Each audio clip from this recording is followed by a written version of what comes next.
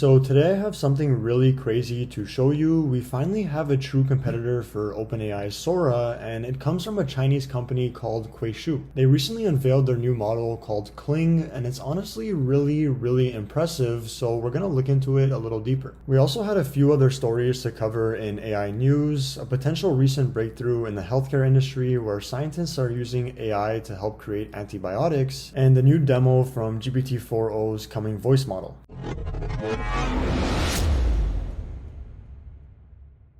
Okay, so these are all clips generated by Kling from a single text prompt. They posted a wide variety of clips on their website. Some are really good and others not so much, but overall, I'd say this model is definitely on par with Sora. Here we have a clip of a kid riding his bike, and at first it looks pretty decent, but as the clip goes on, you can see a little bit of weirdness going on with the kid's body and his shirt that makes it pretty obvious it's AI generated. But in terms of the environment, you can see it's constantly cycling between different seasons in real time, which is something we haven't really seen before. Here's a better clip showing exactly that, and this clip is actually 2 minutes long, so I'm not going to show you the entirety of the clip, but it's pretty consistent over the whole 2 minutes. You can see perhaps a little bit of distortion at some parts in the clip when the environment is changing, but overall this is really impressive, and it's something we've never seen before, even from Sora. So here are some clips displaying the model's understanding of physics, and we won't dive too deep into this, but the point is it's really good. I probably wouldn't say it's on par with Sora just yet, but it's definitely better than anything else we've seen. For example, in these clips of people eating, here we have a man eating noodles with chopsticks, and at first glance, I honestly couldn't even tell this was AI generated, but as you look closer, you can see little discrepancies. Overall though, I'd say it's pretty close to reality, and you likely fool a lot of unsuspecting people with a video like this. Here's another one of a kid eating a hamburger, and this reminded me of the Sora clip of a man eating a hamburger, so I wanted to put them up side by side for comparison. So after comparing these two clips, I honestly have to say that Kling takes the win here. The main reason for this is the moment they finish biting into the burger and pull it away from their mouth, I'd say Kling has the edge here in how realistic it looks. You can see when the boy removes the burger from his mouth, there are still some little pieces hanging out that he has to kind of suck into his mouth, which is really realistic. And on top of that, his lips and the outside of his mouth are dirty from the burger, which is again super realistic. And when comparing to Sora, you can see it's just not as detailed. Last thing I wanted to show you before we move on is the model's ability to generate extremely high quality movie-like scenes. So this is something we have seen before with Sora in a few of the clips they've demoed, but we haven't really seen it with other video generators. It looks like we finally have a model that can compete with Sora, and the reason this is so exciting is because now that OpenAI's lead is not as large compared to other companies as before, they'll have a lot more motivation and incentive to show off something even better. Keep in mind though, these models are not available to the public yet. You can actually test Kling if you live in China and have a Chinese phone number, which if you're watching this video, you likely don't. But as more and more companies get closer to producing extraordinary models like this, there's more chance that we'll eventually be able to get our hands on one of these, but probably not anytime soon. Alright, so moving on, we have a really interesting article here published by The Guardian. You can see here it says, scientists use an algorithm to mine the entirety of the microbial diversity on Earth, speeding up antibiotic resistance research. So it then said, without such an algorithm, scientists would have had to use traditional methods like collecting water and soil to find molecules within those samples,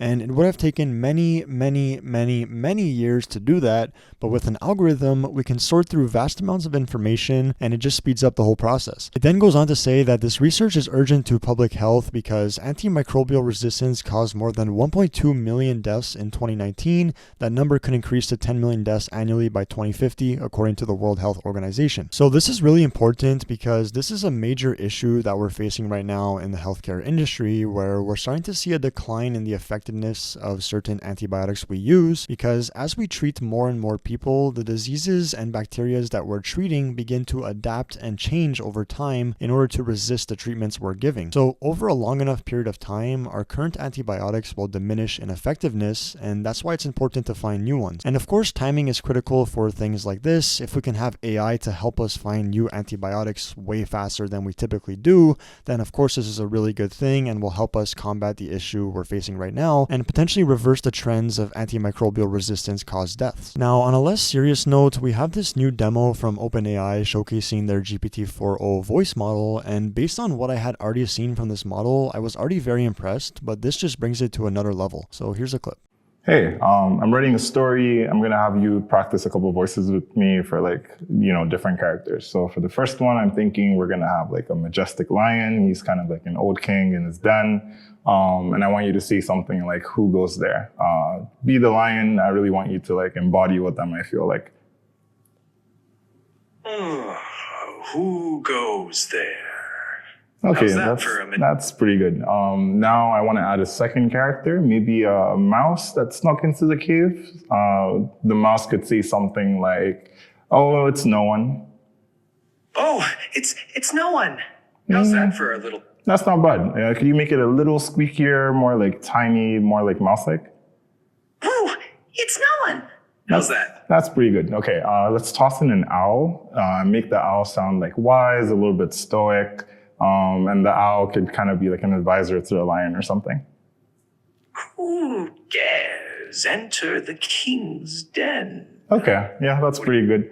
Now let's think about what the villain might be. I don't know what animal would work best, but let's start with like some kind of laughter. Give me like a nice, evil, maniacal laugh. Not bad. Too squeaky. Make it more like deep and kind of manic, I guess. Do you think you can do that? Okay, yeah, that's a little creepy. What animal do you think would work best for this character? For a villain with that kind of laugh, maybe a slithery snake or a cunning fox. All right, say something the fox would say, I guess. Earl King, your reign ends tonight. That's pretty good. How about you say that with the laughter at the end? Let's see what that feels like. Oh, King, your reign ends tonight. That's pretty good. Thanks. Great. So yeah, I mean, I wouldn't want to be a voice actor in this day and age. Like, the fact that everyone will have access to this technology within a few weeks supposedly is honestly mind-blowing to me, and I can't wait to see what people do with it. Anyways, that's it for me. I hope you enjoyed the video. If you want to stay up to date on future AI news, make sure to hit that subscribe button.